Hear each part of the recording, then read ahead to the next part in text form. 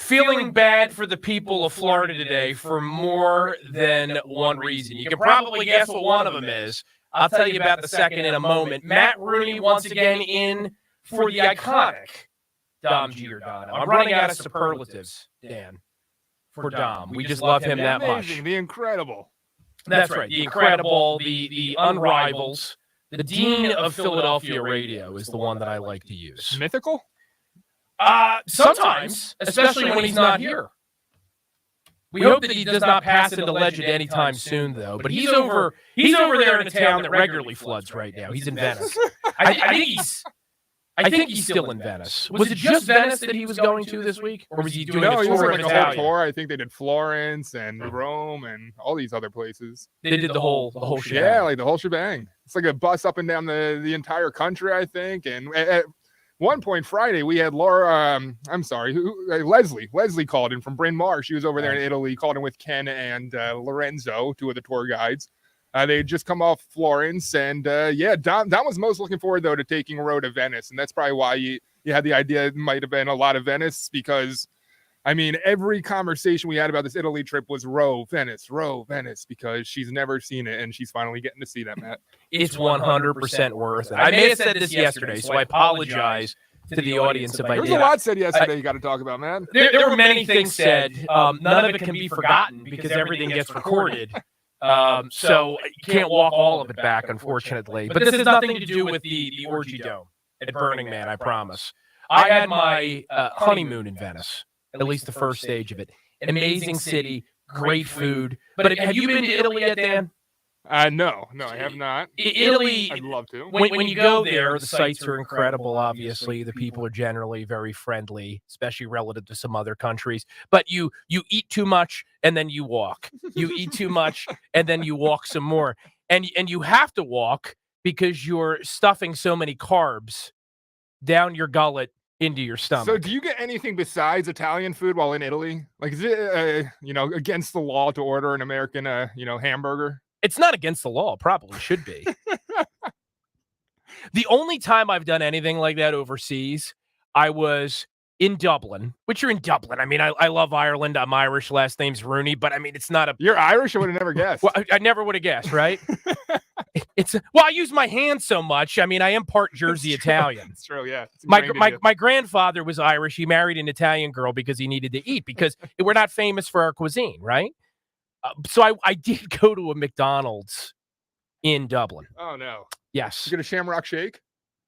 I didn't. Oh, I thought that would have been a little too on the nose. Right?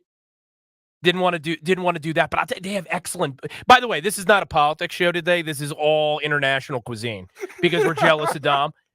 They have different beef over in Ireland. Really? Yes. Over here, many of our cows are corn-fed. Over there, grass-fed. Ooh. So the texture is a little tougher, but it is so delicious.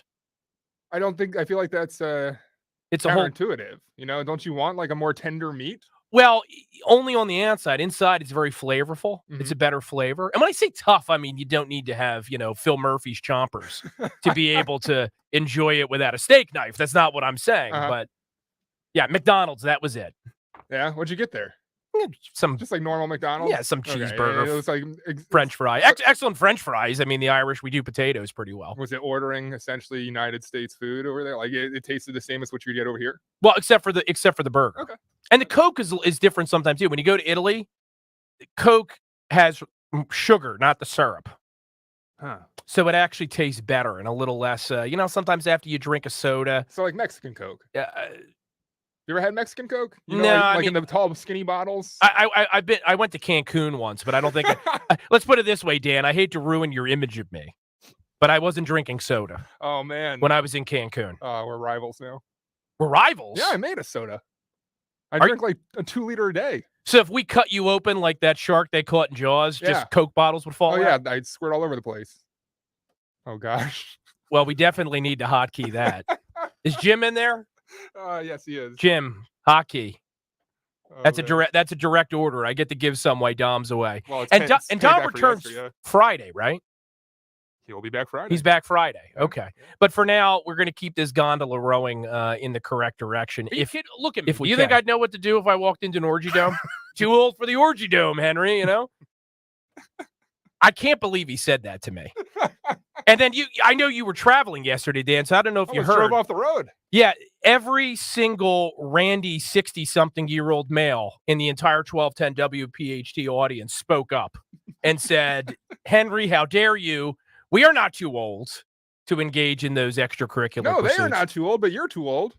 Not at all. Yeah. Not at all. I'm with you, man, because I know right when I have kids, my relevancy is gonna go way down when it comes to like the cool, like these kids with their floppy haircuts. Every teenager has like that new floppy haircut. I can't see how that's cool, but allegedly that and TikTok's cool. So I mean, well, the TikTok thing I still don't get. Yeah, I'm not into the whole voyeurism thing, which is part of the reason why I'm not going to the orgy dome, right? Because I'm too old to participate, and I'm not just going to sit there and watch. I don't get TikTok either, man. No, it's beyond me.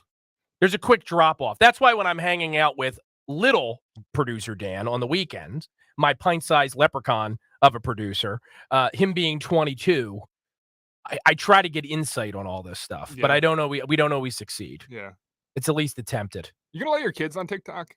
No. Yeah.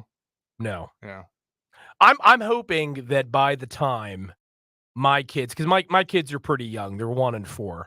I'm hoping by the time they're at the phone age that there are restrictions on minor use of social media.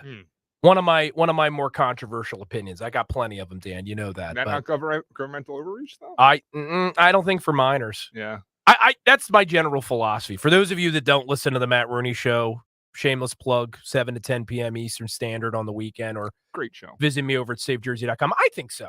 Nice of you to say it, though, my friend. No, it is. It's partially your fault. I said that yesterday. You drugged me into this whole world. Well, thank you. Of radio, but I mean, adults in this country don't have enough rights. Generally speaking, I don't think I can get an argument out of almost anyone that listens to this show, even if you're not a red-ribbed Republican, right? Mm-hmm. But kids, I think we're giving them too many choices. And the news is populated on a daily basis by examples, right down to, and this is one of the topics of our day, right? We're letting children choose their gender before they're even able to drink or serve in the military or be able to rent a car. So social media, I think, is something where we need to definitely take a step back and say, what are we exposing children and young teens to at an age before they should even have to worry about that kind of stuff? I'm the last generation. I'll be 39 this year, where I did not have a Facebook account till I was a sophomore in college.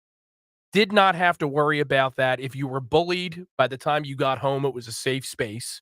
You couldn't be tortured by your peers in some chat room or in some social media sphere. Mm-hmm. It was just a healthier way to be, and you weren't distracted by it because we had an analog youth. Yeah. We were playing with action figures. We were watching TV, and then the show would end, and then you would go do something else. Mm-hmm. Or if you wanted to hang out with your friends, here's one that's really going to blow the mind of some Gen Zers that are listening. What's that? You had to go outside. Oh, man. And get on a bicycle. A bike? And pedal to your friend's house and knock on the door. And say, hey, you want to play duck hunt? But that would include fresh air. I know. Man, it's a heavy ask there. It's dangerous for Gen Zers to have too much fresh air. It's sad, though. I mean, it's become an environment where everyone just wants to one-up one another on social media. And I don't know, it's really poisoning a generation, I think. It absolutely is. And you should probably steer clear of social media today. If you're not already, with everything going on down in Florida.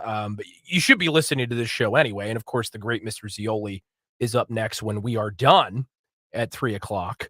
But goodness gracious, can a disaster ever happen anywhere in the world now without it being immediately politicized? Everywhere you go, every media outlet, and it's just not the usual trolls and suspects on social media.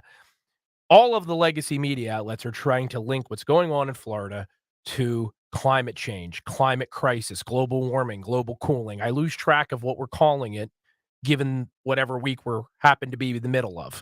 It's confusing, it's infuriating, and it's also, if I can be a little indignant here for a moment on behalf of the great people of the Sunshine State, isn't it a little disrespectful Like imagine if somebody knocks down your door with a shotgun and robs your family, right? And then a bunch of people on social media say, "Oh, that really stinks," but you know what? They should have had a reinforced door. That lock they had was insufficient. The kind of stuff that they kept around their house, all that china, would have been better locked away. They made themselves a target. No one wants to hear that. It's rude, even if it was factual, right? Which in that case, how can you blame the victim? It's kind of the same thing here, right? You have people today that even if they're lucky enough to survive this, if they stayed behind, and we know that unfortunately in these severe hurricane situations, there's always someone that doesn't make it through. People are losing their livelihoods. They're losing their homes. They're losing their businesses. They're losing pets, right? We love our furry friends. No one wants to be victim shamed because they drove an SUV and somehow they brought this on themselves. But lo and behold, every single outlet. I was reading, Dan, before I came on today, an article from Reuters, and it reads like a Q&A for anyone that wants to figure out what their talking point should be for making this all about global warming, walking everyone through, okay, yes, storms are indeed getting worse because of global warming. And yes, this particular hurricane is thriving off of warm waters in the Gulf, historically warm water. Well, we can have this The discussion. talking points memo. That's what it is. That's what it is. Right? I know when the great Rush Limbaugh, the late Rush Limbaugh, El Rushbo, used to be on this station, he used to say he was show prep for the media. Mhm. These legacy outlets, they're show prep for the Democrat Party. They put the talking points out there, not just for the Democrat politicians, but for all of the social media trolls that then lazily retweet it. We see the same thing after there's a school shooting, right? The police have barely been able to intervene in the situation before we are suddenly demanding that we take guns out of law-abiding citizens across the country.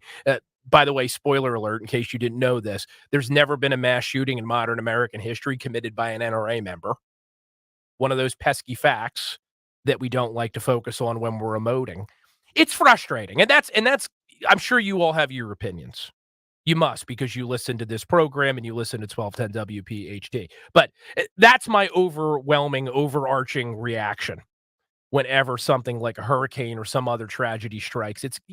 Can we just be humans and support our fellow man for 5 minutes before we start pushing our agenda? I know, hokey, old fashioned, but that's me. I mean, on top of that, you think about it, it's the left is encouraging that they're hoping that this is bad, so they have further evidence for their claims. I feel like they're cheering on for this hurricane to grow and grow and grow and negatively affect the lives of these people down in Florida, just so they can, dunk on the conservatives for climate change. That's exactly what is happening. That's exactly what is happening. It's oh man, it's maybe going to be a 3, maybe going to be a 4. And then of course there's the ancillary benefit of being able to make Ron DeSantis look bad if he Mhm. commits a single misstep. So we are going to be watching this thing, not just because we care about our fellow Americans, but someone needs to police the truth because it too often gets a hearing from the mainstream guys. You're listening to Matt Rooney filling in for Dom Giordano. We're also over on YouTube today, live, youtube.com/at 1210 WPHT. Let's take our first break, and we'll be back with more in just a second.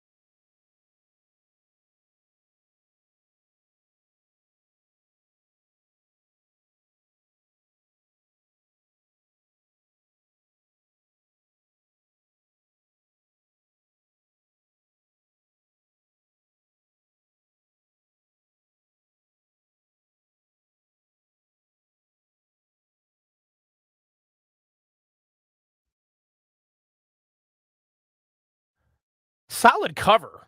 Who is that?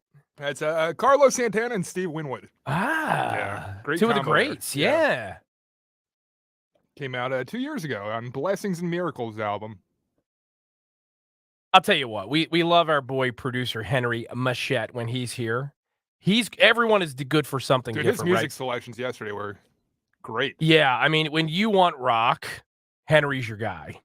Oh yeah. It's a little bit more eclectic, but I'm not complaining. It's solid. Like, I would have never come up with this. But behind the scenes, I'm a big jazz guy, believe it or not. Are you really? Yeah. Interesting. I'm a huge fan of Chuck Mangione. How does your bride feel about this? She's grown to like it. Like a lot of times I'll just like throw on like, hey Alexa, turn on some jazz. Has she grown to like it or tolerate it? Because there is a difference. She calls it, quote, relaxing.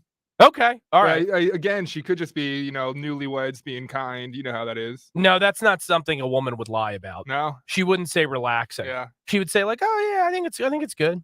And that's when you know you're in trouble. When I get into the Cajun Zydeco, that's usually when she draws the line. Yeah. Everyone has to have a line, and sometimes you got to draw them.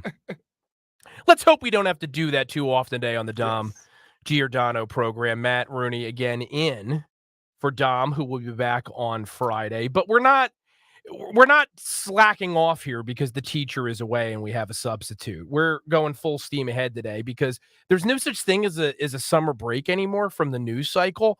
You would think that August would be a little bit sleepy, not Joe Biden sleepy, but kind of tired and paced and nothing really hitting too hard until Labor Day passes and everybody's back at their work full time. But no more. And the hurricane season highlights are just the beginning of it. So we've got some great guests in store for today's Dom Giordano program. And coming up in this hour, just in about 10 minutes or so, we have one of my favorite guests on the Matt Rooney Show. I try to get him on whenever I'm filling in as well. Dr. Jonathan Lesser of the Manhattan Institute. I like to say he's the Bill Nye for climate change insofar as he comes on here in his very professorial but engaging and down-to-earth way, just deconstructs all of the lefty myths surrounding green energy. So we want to talk to him, obviously, about what's transpiring down in Florida right now with Hurricane Idalia, but also touch on one of my favorite axes to grind, producer Dan. And I know this is an issue near and dear to Dom's heart, these pinwheels that Phil Murphy and Joe Biden want to place off of the coast of New Jersey. A lot of news cracking on that front, and the good doctor will give us an update. And then a little later in the program, I think in the second hour, correct me if I'm wrong, Dan, we've got Christian Toto. Yep. He's an award-winning journalist, film critic, and he is the founder of Hollywood in Toto. One of the reasons I'm looking forward to speaking with Christian, besides the fact that he's a fascinating guy and there's some interesting entertainment topics popping up out there, I am pop culture challenged. Back to jokes about me being old that Henry was kicking around yesterday. Mm-hmm. I mean, I can't tell you the name of anyone that is currently at any award show. My sister-in-law is usually who I rely upon, even for my program, to tell me who someone is. I pretty much blacked out around 1994 and don't know anything that happened after that. I feel like I know names now, but if I see a face on a stage, I can't tell you who it is. Yeah, no, I have no point of reference. Like I've heard SZA. I think that's pronounced SZA. I think I don't know. Don't even know what that is. Is that a man, a woman? Are they transitioning? I don't know. I couldn't tell you. I don't know. It's pretty much what my rides at the shore are like. It drives my wife nuts because we'll have on, one of our radio stations and we're listening to music and, you hate to go to the movies with someone that's constantly asking you questions in the middle of the movie about the movie. I'm that guy for every song. Well, who is that? Who were they? She tries to drop me off at the John Stockton rest stop and leave me. Passed that yesterday.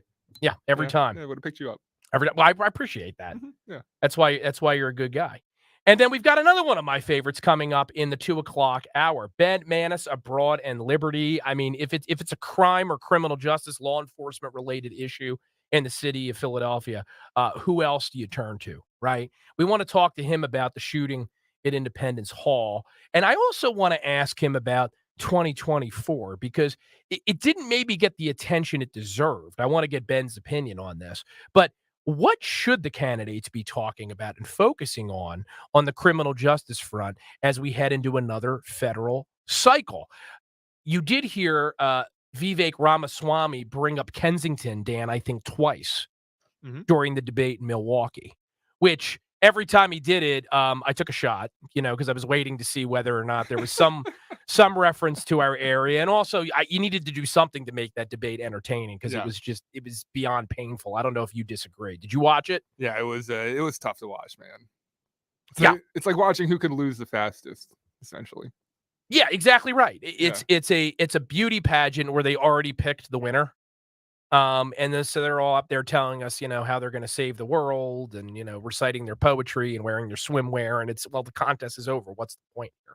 Donald Trump is the presumptive nominee, whether you love that or not. It's just that's the case. The polling backs that up. We occasionally see stories, and I saw one yesterday. I forget whether it was the Daily Beast.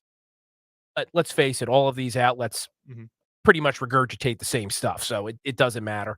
But, Nikki Haley, she's coming on strong. She might be a threat to Donald Trump. Listen, Nikki Haley, great governor of South Carolina, agree with most of what she has to say. Would I vote for her against Joe Biden? You could prop up a crash dummy, paint a smile on it, give it a pocket constitution, and we couldn't do worse than what we have right now. So, of course, I would vote for Nikki Haley. And I don't mean to disparage the former ambassador. She's a very intelligent, capable person. But, no, she went from like 5% in the poll to 7%. They're trying to create this narrative that Donald Trump is vulnerable. They want to prop up someone desperately who can take him on credibly and maybe have a shot to say the things that they want a candidate to say about Donald Trump. That's why they keep rubbing Chris Christie's leg right now, because Christie's saying the things that they want him to say, but none of them are going anywhere. Image. Yeah, I'm sorry we're talking about Chris Christie getting his leg rubbed, but I've rarely apologize on air for anything. Rubbing and Chris Christie should not go in the same sentence. So if you had small children in the car and they started screaming or spontaneously vomiting or something, send producer Dan the ticket for your. I said someone the other day made a thrill go up my leg, which is what Chris Obama? Matthews said about Obama. It was not Obama. No. Obama gives me other sensations, none of them pleasant. None of them pleasant. Didn't give the number out, by the way. Rookie mistake. Not that you all don't know it. 855-839-1210 is the number here at the station, should you wish to call in and participate. And I do, Dan, before we go to our break, have a side topic of the day. Because I know that even though, again, the teacher's out and I'm just the substitute today, I want to try to conform the curriculum as much as possible to what Dom would do. So we just lost Joe the plumber this week. Very sad. I believe it was pancreatic cancer. That's what I read. It's cancer's always terrible, but that's one of the worst forms. So our thoughts and prayers go out to him and his family. But, Joe the plumber, was he a senator? Was he a gentleman that had a long storied career in Hollywood? No, he was someone who had the proverbial 15 minutes of fame from when he questioned Barack Obama during the 2008 campaign. So here's my question for you, loyal Dom Giordano listeners. Who's someone else who was briefly relevant or enjoyed 15 minutes of fame? Like Yeah. Kind of creative, right? I'll take one off the board. Go for it. I watched it a lot over this. So I was up in Boston at my brother's house, and my sister-in-law, their 2 kids.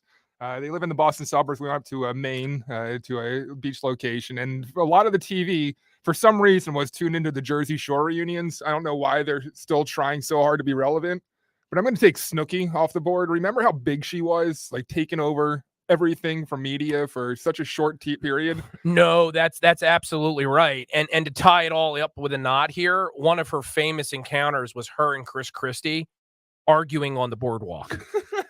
Like face to face, just going at each other, their gums flapping. Yeah. One of the ugliest exchanges I think I've ever seen on television in every possible meaning of the word. Okay. And someone who's kind of disappeared. You remember Tila Tequila? Yeah, I do. Yeah. Like she was real big. Like she was doing like a dating show on VH1, but then she like went kind of off the rails. And Yeah, didn't she have some kind of like There's like some anti-Semitism there.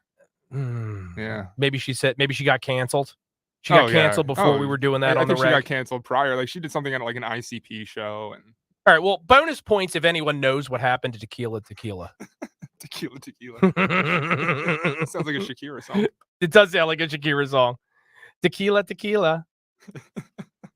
That's probably what happened to her. No one could say her name anymore, and they just got confused. 855-839-1210. Again, I am also live this hour over on our YouTube page for the station, 1210 WPHT. You go to youtube.com/@1210 WPHT if you want to confirm that I am as handsome as I sound. Spoiler alert, I am. But if you want to check it out for yourself, you should always double check your facts. You got Matt great Rooney, hair, Matt. what's that? So you got great hair.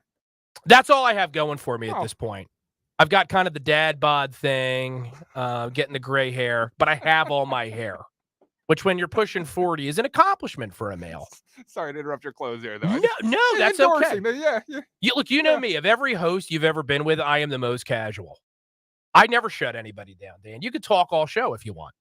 Yeah, but I'd say you're in the top 50+% of radio hosts when it comes to looks. So you know what? The top 50%. Yeah. I don't have. Well, Hannity's hair is decent, but it's more like a Brillo pad.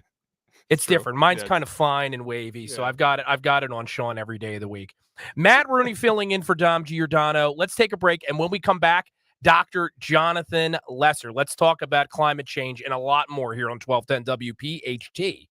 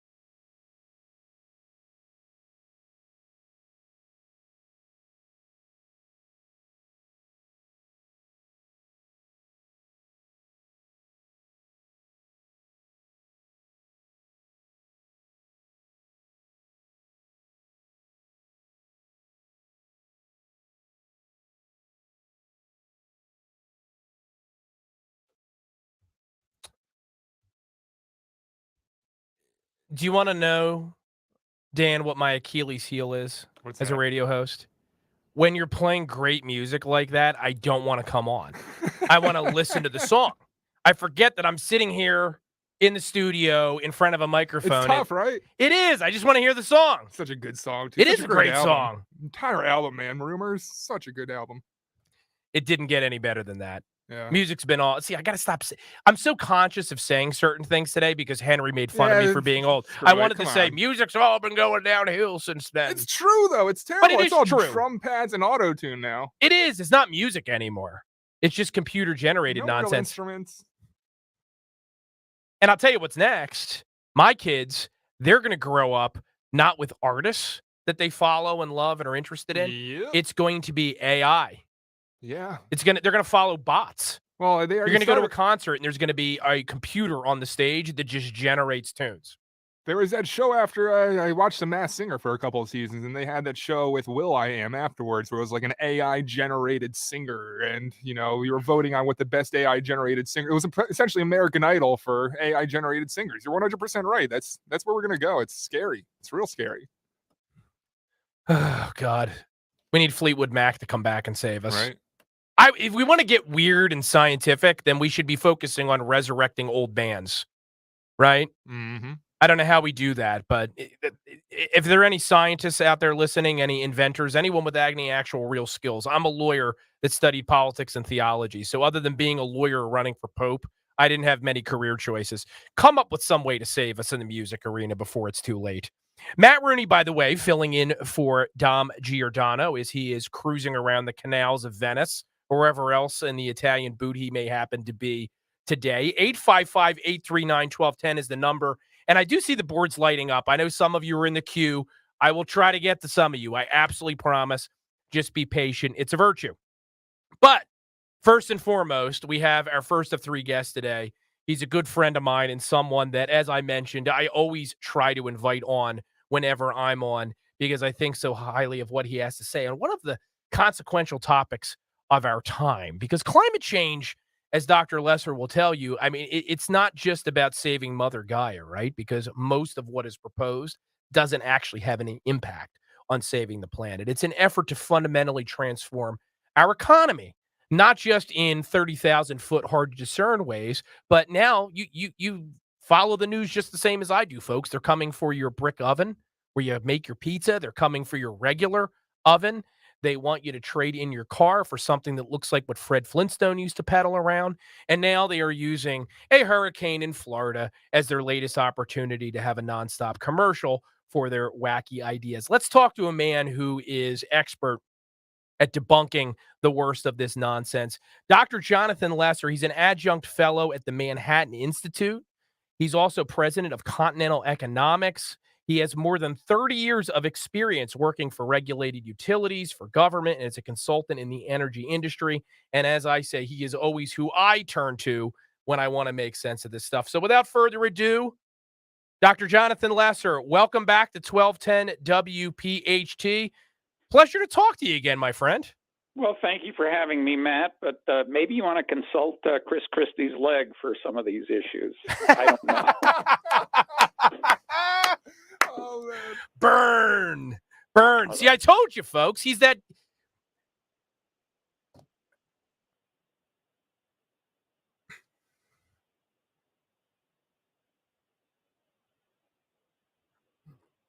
Oh, Chris Matthews. Does he still live in PA, Dan?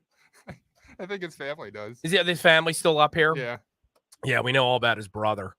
But yeah, no, we will leave Chris Christie out of this one because I've already tortured. Every time I come on here and on my own show, Dr. Lesser, I think you know this, I am always going at Chris Christie nonstop. Yeah. I know, Matt. I know. It's one of my favorite topics. We all have that axe we love to grind, right? And he's my chubby axe I like to play with. But setting that aside for a second, I am sure, knowing you as I do, that your head is wanted to explode the minute this potential tragedy unfolds in Florida. At the very least, people are going to lose their homes, their businesses. There's going to probably be millions or billions of dollars in damage down there.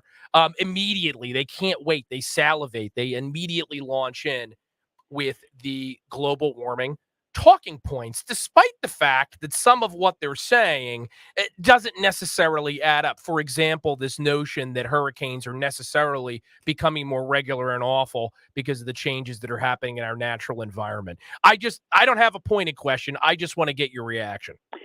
Well, I mean, right now the climate change, I guess, freaks, if you want to call them that, like to emphasize everything is a disaster. Every single weather event is evidence of climate change. It's simply not true. Weather is weather. There's no evidence at all. If you look at the historical record of hurricane frequency and strength, it's actually gone down slightly in the last 30 years, not increased. same for wildfires. They were blaming the Maui wildfire. Oh, that's climate change. No, it has to do with a bunch of state government errors and utility errors and failing to trim trees, letting and not controlling all this non-native vegetation, that sort of thing. But climate change is the favorite boogeyman because it frankly means more money for these groups. So yeah, it's a shame that every single adverse event, whether it's a hurricane, it's a tornado, it's a thunderstorm, or the hangnail I've got this morning, it's all caused by climate change. And it's just, it makes no sense, and it's having real psychological damage, especially on young people in this country and around the world. They're being constantly lectured about how you're all going to die from climate change. And, if you're 10 years old or something, that takes a toll. And these people don't seem to realize that they're really inflicting some harm by exaggerating impacts. You're not wrong. I mean, one of the ironic outcomes of this climate change scare that is constantly being perpetuated by the left, we see polls where some millennials and Gen Zers are deciding not to have children as a result of the threat of climate change. So in order to save the planet, the climate change alarmists are actually encouraging humans to depopulate. It's craziness. Well, and a lot of the people out there, like the David Attenboroughs and Jane Goodalls, are openly advocating for reduced population. I mean, some of them want complete extinction of all human beings. Jane Goodall was kind enough to say that 500 million of us, so we'd only get rid of, roughly 90% of the population on the earth would be okay with her. The people not having children, it's just, obviously that's their own choice, but to make that decision because you think you're doomed or your children are doomed or your children are going to harm the climate even more, that's just, again, that's just a real shame. And it's the people promoting that sort of thing are shameless. And they make it harder to have a real, informed, intelligent discussion about where maybe some new forms of energy might make sense, right? It's actually hindering the development of technologies that might actually work because we're so busy scaring people and also trying to subsidize technologies that maybe just aren't there yet or never will be there. A great example of which are these pinwheels that you and I have talked about many times. You've contributed some great op-eds over at SaveJersey.com and for Affordable Energy for New Jersey concerning Phil Murphy's efforts to get an offshore wind industry up and running off the coast of the Jersey Shore. But it's not going so well. I know you've been keeping abreast of the latest developments. And I noticed today that Ørsted stock just today is down 25%. That's the primary developer that's trying to erect wind turbines off of Cape May County. Well, great minds must think alike, because I wanted to bring that up to you and your listeners. Yesterday, Ørsted issued new financial guidance. And basically it said, unless we get more subsidies from U.S. taxpayers, and unless we can renegotiate our contracts for even higher prices, well, we're going to have to start writing off these projects. So they've got the begging bowl out again for billions more in subsidies on top of the ones they already have. And it's just going to mean even higher electric rates for already beleaguered New Jersey and Long Island ratepayers, all New York ratepayers. And it's going to mean billions more dollars getting sent over from U.S. taxpayers overseas to European governments, especially in this case, the Danish government that owns Ørsted. So it's really amazing. If you go back 5 years, offshore wind was getting incredibly cheap. The costs are going to keep going down. And now suddenly how things have changed, where we have, inflation. We have interest rates that have returned basically to normal levels instead of the many years that where the Federal Reserve subsidized the heck out of them and kept them artificially low. And you're having higher costs for all the materials. So Ørsted is now asking the U.S. government, they say they're, quote, negotiating, unquote, with the government for an additional 10% of tax subsidies, investment tax credit, it's called. Plus, they still will be getting a production tax credit. It's now at $27 a megawatt hour, which is almost as high as the actual wholesale price of electricity in New Jersey so far this year. And basically no subsidy amount is enough. And you really have to ask yourself, who's benefiting from all this subsidized offshore wind? It's certainly not U.S. taxpayers. It's not ratepayers and, customers, individuals, small businesses are going to get creamed with higher electric costs. It's not whales who are, being killed and washing up dead on the New Jersey shore. And it's not going to do anything for the climate either. So you really wonder who exactly is benefiting from all this. And the only answer I can come up with is, the politically connected few who are getting payments, basically campaign contributions for all this stuff. But, ultimately you're flogging an 18th century technology, and it's going to ultimately prove to be futile. It won't work. It's not going to happen. And I don't know if you saw that Monmouth poll the other day, which Monmouth is a pollster, which skews to the left. But when you ask specifically, hey, if you know these wind turbines are going to raise your electric bill, are you still supportive of them? Only 25% of New Jerseyans, and this is my garden state we're talking about. It's not Texas or Florida, right? It certainly is a shade of blue in statewide elections, and that's actually a significant drop. It was at 40% in favor of these things, regardless of the cost for ratepayers, not that long ago. And I have to say, Dr. Lesser, too, as we're watching this hurricane unfold down in Florida, and you and I have discussed this in the past, we've had bad hurricanes in the Atlantic, the mid-Atlantic, off the coast of New Jersey, Sandy most recently. If these wind turbines are out there in the middle of a Category 3, Category 4 hurricane, some of them are going to end up in the backyards or front yards of coastal residents. That's right. And, there's no guarantee that those wind turbines can survive those high winds, the high seas. And if they start failing, falling over, whatever, then basically Ørsted and the other companies developing these are set up so they can just walk away and say, here are the keys, you get to clean up the mess, and you being taxpayers and ratepayers again.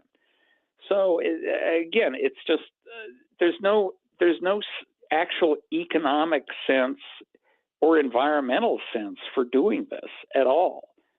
It's just all I can think of is a giant grifter scheme to make sure the right people get a whole lot of money. Could not have said it better myself, and that's why we rely on Dr. Jonathan Lesser to say it. You can follow his work, not only shameless plug at my own website, savejersey.com, where we happily always publish his op-eds when he's kind enough to send them, but certainly over at the Manhattan Institute. That's manhattan.institute.com. Dr. Lesser, thank you as ever for making time for us, and we're going to bug you again, bad weather or not, to come back soon to help us make sense of all of this. Thanks for having me, Matt. It's always a pleasure. That's Dr. Jonathan Lesser, everyone. And you're listening to Matt Rooney, filling in for Dom Giordano. Quick break. Back with more in just a minute.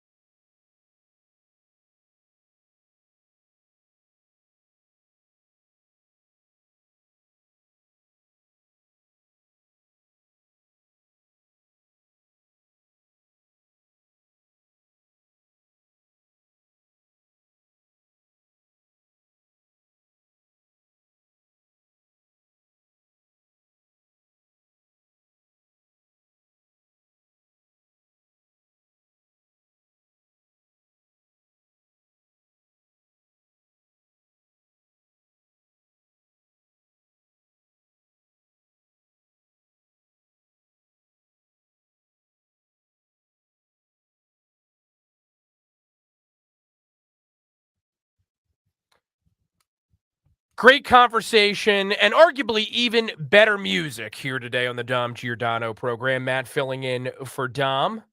Happy to be back with Dan Borowski. Not mythical maybe like Dom, but I think you're iconic in your own way. Oh, well, thank you.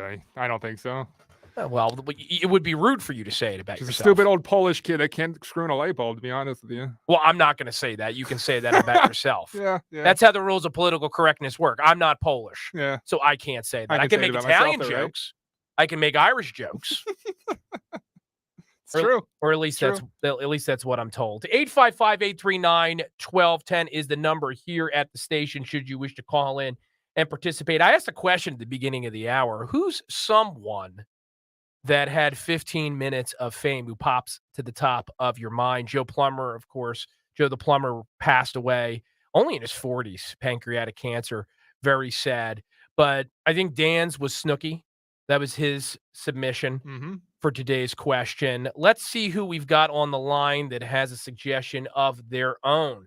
Tom from Percy, you are on the Dom Giordano program with Matt Rooney.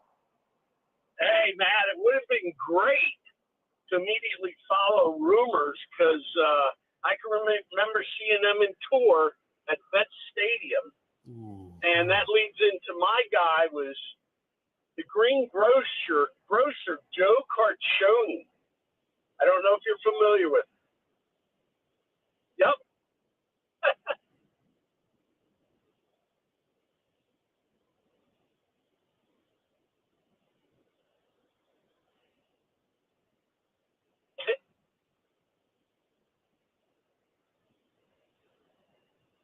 Professional advice. I love it.